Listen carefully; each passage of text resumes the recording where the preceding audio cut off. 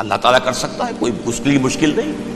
ہوا علی کل شیء قدیر، اسے ہر شے کی قدرت حاصل ہے.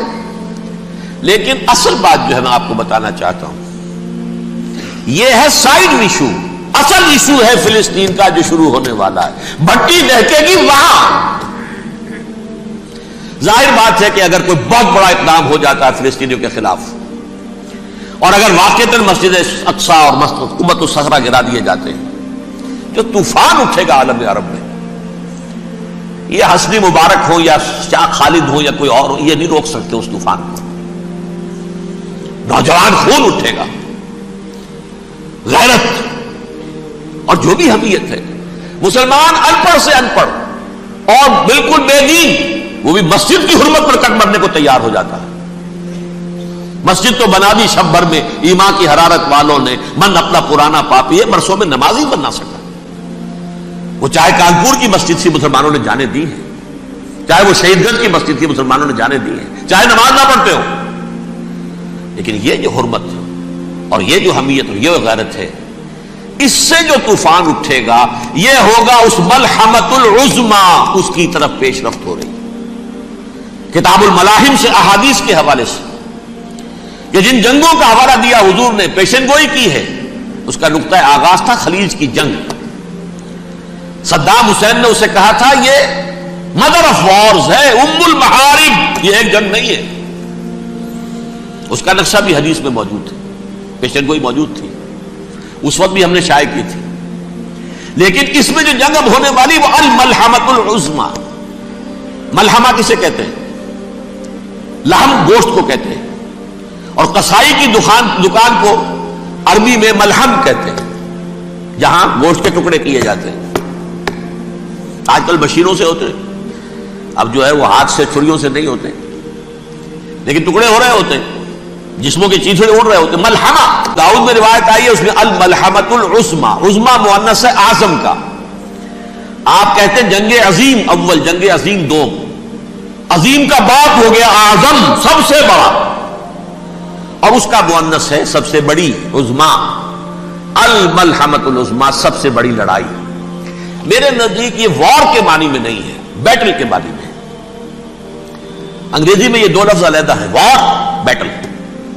وار سالوں کو محیط ہوتی ہے، بیٹل کسی ایک خاص جگہ پر جو لڑائی ہوتی ہے اس کو کہتے ہیں. حضور کے اور قریش کے درمیان 6 سالہ وار تھی، جنگ تھی. لیکن battles, battle of Uhud, battle of Badr, یہ بیٹلز تھی، لڑائیاں تھی.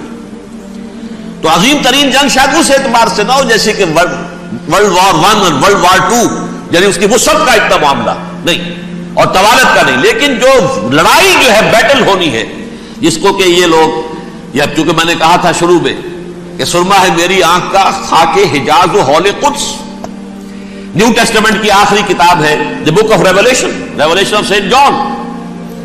اس میں آرمگڈون کہا گیا ہے اسے. ہر مجدون، یہ عبرانی لفظ ہے.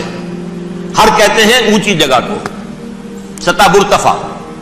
مجدون میگیڈو، میگیڈو ایک وادی ہے، مرتفع، وادی مرتفع. یہ ہے واقع لبنان، اسرائیل اور شام کے درمیان جو ٹکڑا، جو ٹرائنگل بنتی ہے، یہ ہے. یہاں پر بڑی جنگ لڑی جائے گی، اور یہ جنگ صلیب ہوگی، جو کہا ہے بش نے، یہ جنگ صلیب. سیکنڈ ملینیم شروع ہوئی تھی تو پہلی صلیبی جنگ ہوئی تھی. 3rd ملینیم شروع ہوا ہے، یہ سیکنڈ صلیبی جنگ ہے، یہ کروسیڈ ہے. اور میں اس مرتبہ امریکہ گیا تھا تو پہلی مرتبہ مجھے وہاں ایک رسالہ ملا ٹرمپٹ نام کا. یہ امریکہ کے جو بہت ایکسٹریمسٹ قسم کے پروٹیسٹنٹس ہیں، یہ ان کا رسالہ ہے. اور ان کے بارے میں اب کہا جا رہا ہے وہ کرسچین زائنسٹ ہیں. آپ شاید پہلی مرتبہ یہ لفظ سن رہے ہو. زائنسٹ تو ہم سمجھتے ہیں یہودیوں کو، کرسچین زائنسٹ وہ ہیں جو ہیں تو عیسائی پروٹیسٹنٹس ہیں، لیکن اسرائیل کے وہ حمایتی یہودیوں سے بڑھ کر ہیں.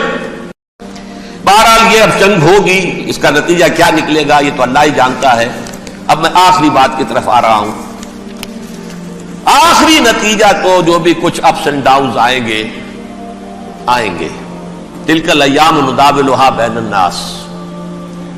آخری نتیجہ ڈراپ سین وہ یہ ہوگا کہ اللہ کے دین کا بول بالا ہوگا، اور پوری دنیا پر محمد کے لائے ہوئے دین صلی اللہ علیہ وسلم کی حکومت قائم ہوگی۔ وہ گویا قیامت کی تمہید ہوگی، اس کے بعد بس قیامت آئے گی، کیونکہ مقصد کائنات، تخلیق کائنات پورا ہو جائے گا۔ قیامت کے قرب کی ایک نشانی یہ بھی ہوگی کہ عرب ہلاک ہو جائے گے۔ آخری نتیجہ، ڈراپ سین، وہ یہ ہوگا کہ اللہ کے دین کا بول بالا ہوگا اور پوری دنیا پر محمد کے لائے ہوئے دین صلی اللہ علیہ وسلم کی حکومت قائم ہوگی۔ وہ گویا قیامت کی تمہید ہوگی، اس کے بعد بس قیامت آئے گی۔